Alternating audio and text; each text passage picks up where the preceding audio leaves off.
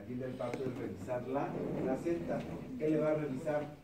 No nomás si está bonita o fea, le va a revisar que los contenedores estén completos, porque si se queda un contenedor adentro, ¿qué puede pasarle a la señora? Pues infección o ¿Hemorragia? hemorragia. Lo primero es hemorragia. Si le da hemorragia obstétrica, sangra. Si le queda ahí y no le dio hemorragia, le va a dar infección. Entonces, por eso se revisa la placenta para ver si sale completa, si los contenedores están completos. No vas a contar así 1, 2, 3, 20, ¿no? Eso es imposible, pero al menos en estructura macroscópica desde el punto de vista morfológico, que la veas que esté completa, que no tenga hoyo. Si tiene un hoyo ahí, lo más probable es que se quedó un contenedor, ¿vale? Y una cara fetal. ¿Qué habrá en la cara fetal?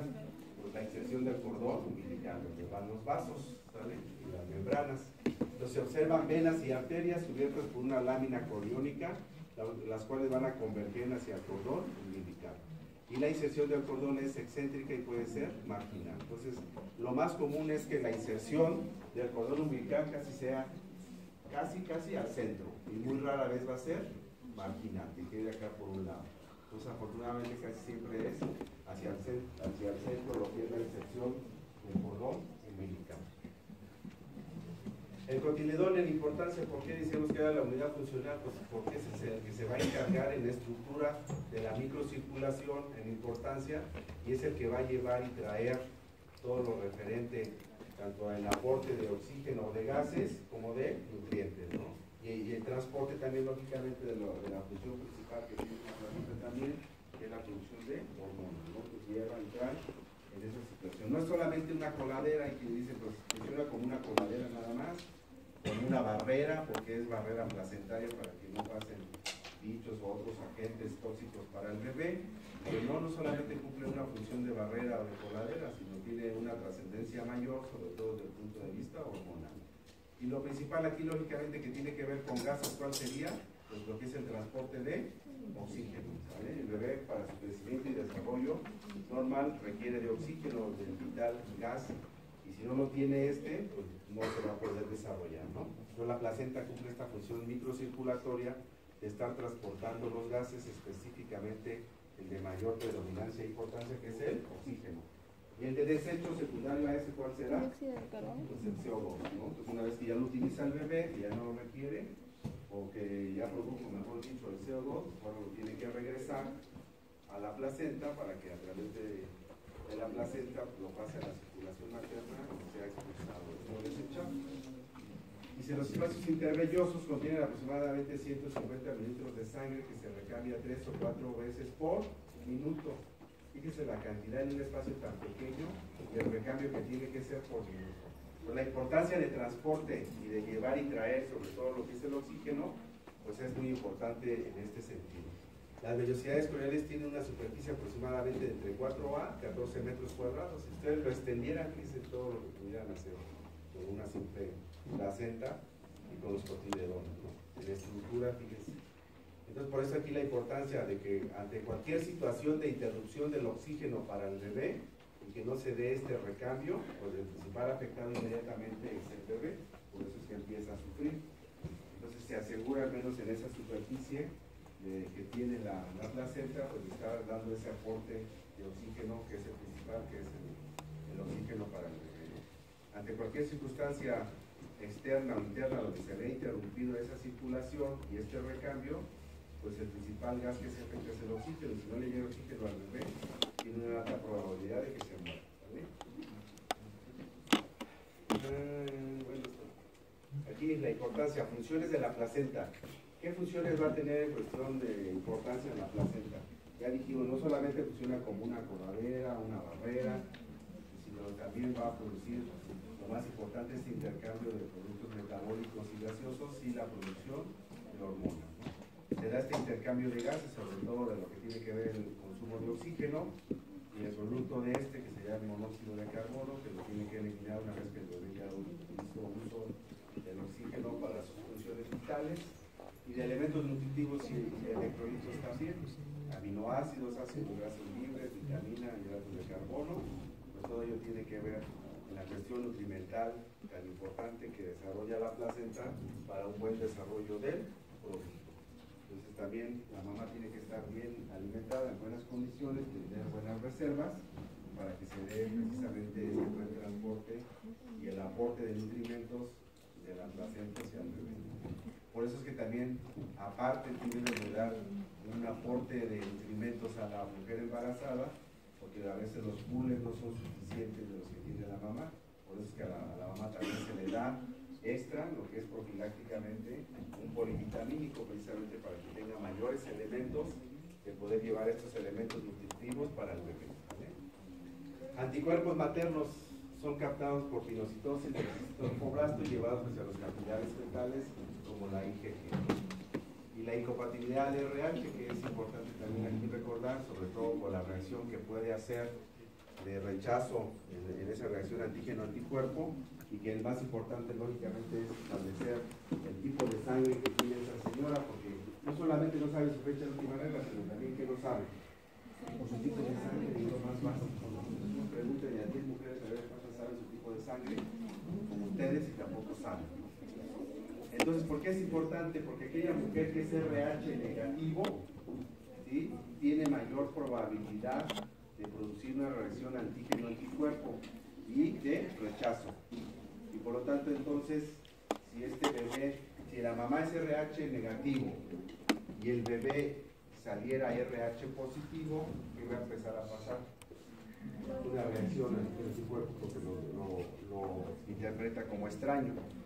Y entonces la sangre de la mamá va a empezar a rechazar a la sangre del bebé, va a empezar a matar esos eritrocitos del bebé, y por lo tanto el bebé pues va a morir. Por eso es importante también que sepan el tipo de sangre, ¿vale? Producción hormonal, ya comentamos también que es importante. Al final del cuarto mes produce ya progesterona para mantener la gestación. ¿Quién se encargaba de la gestación al principio? Cuando no había placenta, si apenas está diferenciando. El endometrio. No. ¿Quién aporta la progesterona para mantener el embarazo al principio? El cuerpo, exactamente. Producción estrogénica también, a base de estradiol y estrógenos. Y el sincito trofoblasto dice produce esta hormona gonadotropina coriónica, que se utiliza para diagnóstico de embarazo. Otras hormonas que tienen que ver con todo lo que es el anabolismo para el producto, en cuanto a crecimiento y desarrollo, es el lactógeno placentario. Entonces fíjese, ¿quién produce la hormona gonadotropina coriónica humana? Pues el sincito trofoblasto. ¿Y quién es el primero que invadió el endometrio?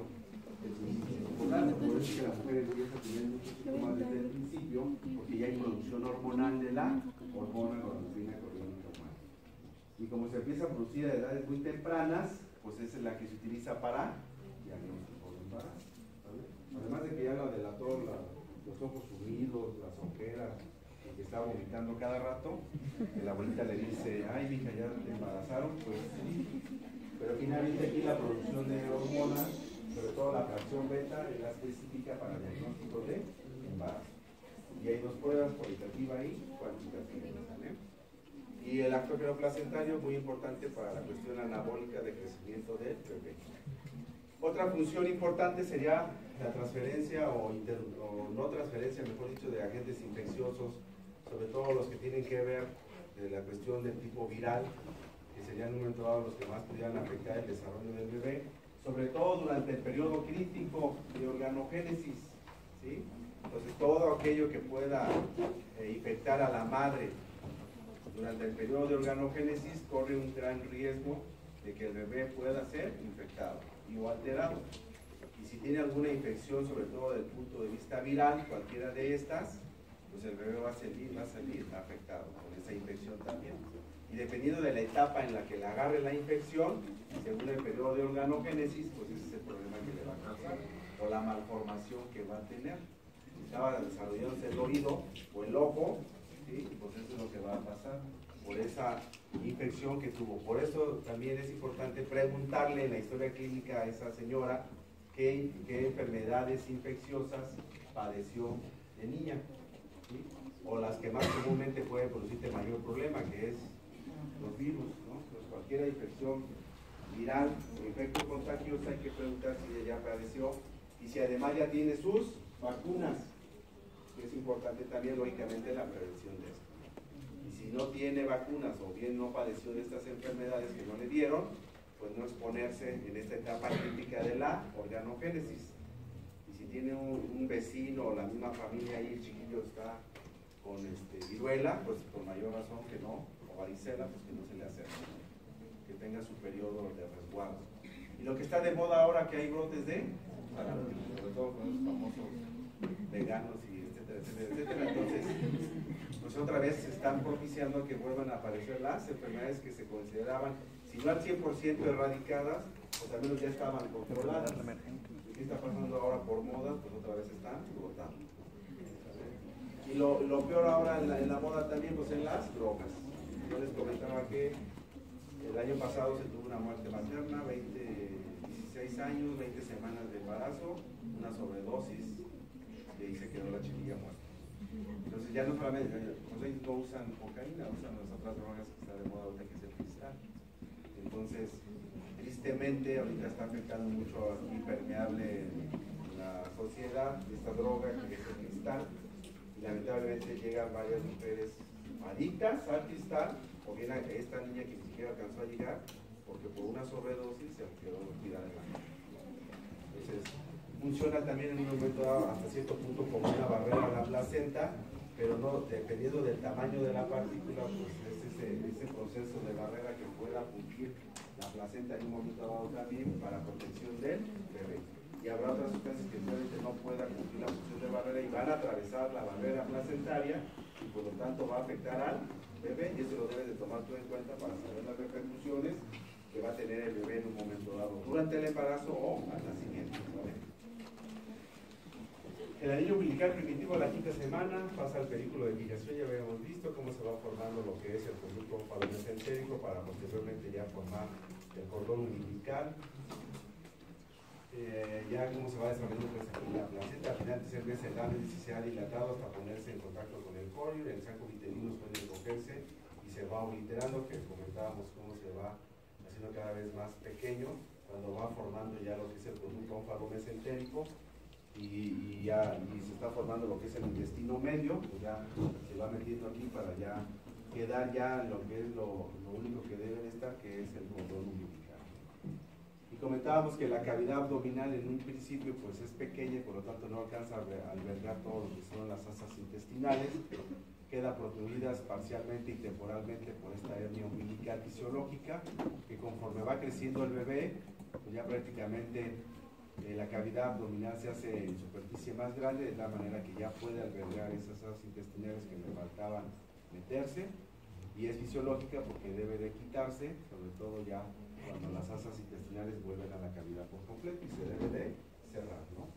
Y dijimos, puede ser transitorio, a lo mejor algunos bebés sí pueden hacer con esta hernia umbilical, pero que también dependiendo del efecto que tenga diario, se considera transitorio y fisiológico sin necesidad de llegar a una cirugía, aún ya de nacido el bebé, también cuando es pequeña. Así que si no se han revisado el ombligo, pues revísense a ver si no tienen una. Cuando se oblitera la alantoides y el conducto vitelino, los vasos umbilicales quedan rodeados por la gelatina de Wharton, que es una capa de mucopolisacáridos que funcionan como una capa protectora para los vasos sanguíneos. Si esta gelatina de Wharton no la tuviera el cordón umbilical, los vasos quedarían expuestos. Y con el simple movimiento que hiciera el bebé adentro de la panza, ¿qué haría con el cordón umbilical si no están protegidos los vasos? Pues los rompe, se sangraría y ya se muere, ¿no? Entonces aquí fácilmente, esta gelatina de Wharton sabiamente recurre los vasos umbilicales para protegerlos y asegurarse al menos de que los vasos están protegidos para que cumplan la función de la circulación materno-fetal. Habrá gelatina de Wharton muy exuberante, que a veces es un cordón muy gruesote. Habrá gelatina de Wharton muy delgadita, que es un cordón muy delgadito también, que va de la mano muy característico de acorde al desarrollo del bebé. Un desarrollo de un bebé grande, realmente también tiene un cordón grande. Y un bebé pequeño con bajo peso o restricción de crecimiento, que casi también tiene un cordón muy pequeño con poca gelatina de Wharton, ¿no? Mayor probabilidad también aquí de que sufra una lesión a no protegerlo o no protegerle los vasos de manera adecuada. La placenta también cumple una función de tal manera que también la placenta llega a una maduración o de término. Cuando va llegando a esta maduración de término, pues va presentando entre los espacios y los tabiques estas situaciones de depósito tanto de fibrina, que es lo que le va dando la característica de las famosas calcificaciones que le llaman, o que han escuchado algunas veces ustedes en un ultrasonido, o que la paciente dice, es que me operaron porque me dijeron que la placenta estaba muy calcificada, que no le llegaba oxígeno al bebé. Pues sí, sí es cierto, es por esto. Entre la placenta más esté ya madura y un bebé ya esté a término, la placenta se va a ir calcificando cada vez más, porque ya cumplió una función específica. De tal manera que entre más calcificaciones y depósitos de fibrina tenga los cotiledones y los espacios, ¿qué va a pasar con la circulación? Se disminuye grandemente, entonces ya la circulación va a ser más pobre, sobre todo en el aporte de oxígeno por estos depósitos de fibrina. Entonces aquí ya se hace una placenta vieja, se descende, entonces ya hay muchas calcificaciones y eso le va a interrumpir una buena circulación e intercambio de gases hacia el producto. En el recién nacido, dice, el cordón umbilical tiene aproximadamente 2 centímetros de diámetro y de 50 a 60 centímetros de longitud. Es el promedio. Habrá cordones muy cortitos, 40 centímetros, que así se le llama cordón corto, o bien un cordón más de 80 centímetros como un mecatote, muy largo, pues que también, ya dependiendo de la cuestión del desarrollo, ¿no? El problema, lógicamente, entre más largo esté el cordón, ¿qué problemas puede pasar? Pues si el bebé se anda mueve ahí adentro, pues ya ni cuenta se va a dar, o agarra el cordón y se lo enreda en el cuello, eso es lo más común. Entonces, dependiendo qué tan largo esté, pues será la probabilidad también de tantas vueltas que pueda tener esa circular de cordón, ¿vale? Dependiendo si está repercutiendo en la circulación, sí. No es una indicación absoluta.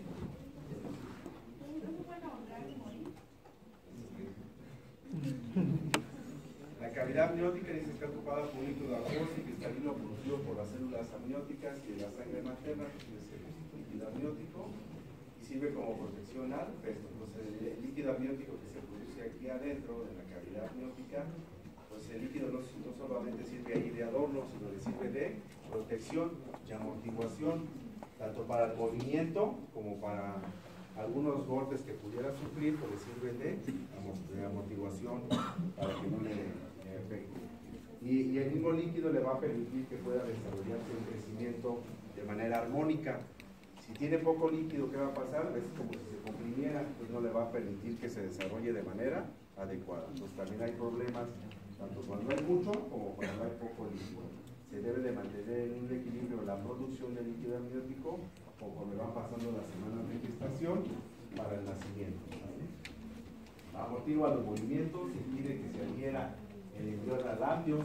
Ha habido casos que cuando hubo ruptura de la bolsa y lo dejaron semanas todavía porque era prematuro, esperando que ganara semanas como para que le fuera mejor al nacimiento, esa compresión que sufre puede llegar a inclusive a causar necrosis de esas partes donde lo apachurró y o hasta amputación. Entonces, valorar riesgo-beneficio de qué tanto lo dejo para dejarlo un poquito más grande y ver si puede vivir cuando ya no tiene líquido, sabiendo que se puede adherir o bien comprimir y producir zonas de necrosis que lo van a perjudicar más. Permite los movimientos fetales, ya dijimos, entonces al hacer estos movimientos de extensión y flexión, el bebé, pues eso es lo que le ayuda a un crecimiento mejor, que lo hace a través de tener una buena cantidad de líquido amniótico. Se recambia cada 3 horas y al quinto mes el feto traga el líquido y ingiere más o menos aproximadamente 400 mililitros al día y lo devuelve a orinar. Pues es un ciclo de estar recambiando el líquido amniótico allí internamente. Es absorbido por el intestino del feto también, pasa a la circulación fetal y luego a la circulación materna por la placenta, entonces sirve también de recambio para estar eliminando ciertos productos de desecho, y al término de la gestación se añade orina, en su mayor parte es agua por el intercambio de desechos de la placenta, y que finalmente bajo esta microcirculación que tiene también el líquido amniótico, bueno, pues le da el beneficio de eliminar algunas sustancias que son perjudiciales si es que se quedaran ahí dentro del líquido amniótico hasta el término del embarazo. Gemelos disigóticos y globulares o fraternos. Acuérdense que cuando se va diferenciando lo que es el blastocisto para su implantación, pues aquí se puede dar esta división en un momento dado, sobre todo cuando ha habido el antecedente del punto de vista genético en el árbol genealógico de familia con gemelos. Bueno, pues aquí se puede dar esta división específicamente. Resulta de la expulsión simultánea de dos ovocitos y la fecundación por dos espermatozoides diferentes cuando estamos ante gemelos disigóticos o fraternos. No guardan relación entre sí y el sexo puede ser igual o diferente. Y ambos cigotos se implantan en forma individual en el útero. Y los gemelos monocigóticos o biovulares o idénticos, a partir de un solo óvulo fecundado, el cigoto se divide en diferentes etapas del desarrollo. En el periodo bicelular se desarrollan dos cigotos por separado, o bien en etapas más tardías, el blastocisto se divide en dos grupos embrionarios y tienen en común la placenta y la cavidad amniótica con cavidades amnióticas diferentes. Esto va a depender de qué etapa se divida, en la etapa del blastocisto temprano, para que sean los famosos gemelos idénticos. Y los gemelos unidos puede haber alteración también cuando no se da la no distribución o separación, se va a dar una alteración o malformación, que es lo que más comúnmente han visto. La separación del cigoto en mitad durante las etapas más avanzadas del desarrollo y se puede originar la separación anormal o bien incompleta de la región axial del disco germinativo y puede dar esas alteraciones